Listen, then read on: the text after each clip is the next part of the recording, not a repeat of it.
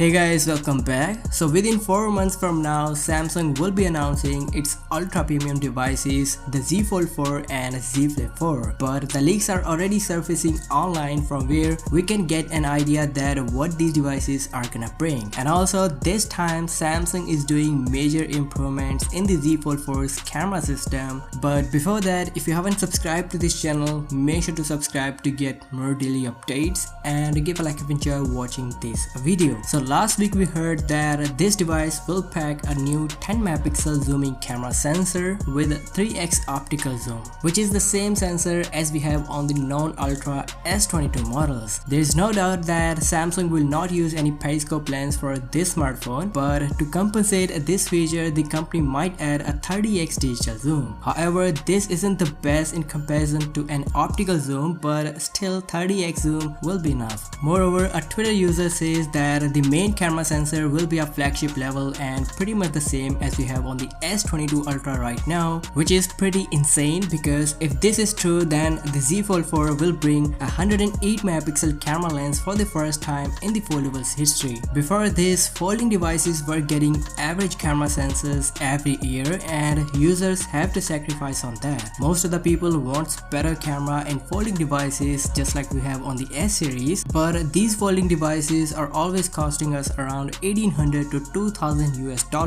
So if someone is paying a huge amount for a smartphone, then they should expect at least good quality camera. So with the next gen folding phone, Samsung will solve this problem as well. Moving on to the next big update, a report says that both the Z Fold 4 and Z Flip 4 won't be getting any under display fingerprint sensor and will retain the physical scanner which will come inside the power button. Here I believe that under display scanners won't be that good and it'll take two scanners underneath the display and other for the inner display to get a full advantage of this technology. However, Samsung was working on a solution to this, a two-sided fingerprint scanner which could be placed under the display, but seems like that didn't work for Samsung. Now talking about the design, Ice Universe says Samsung will keep all design for the next foldable phones, which means same internal foldable display about 7.56 inches and the external screen will be about 6.19 inches, where this time Samsung will be using the second gen LTPO display panels which can go from 1Hz to 120Hz depending on the content being displayed. So that is it in this video guys. Do let me know your thoughts in the comment section. What do you feel about this? And if you enjoy watching this video, then do give it a thumbs up and subscribe to this channel as well. I'll catch you in the next one.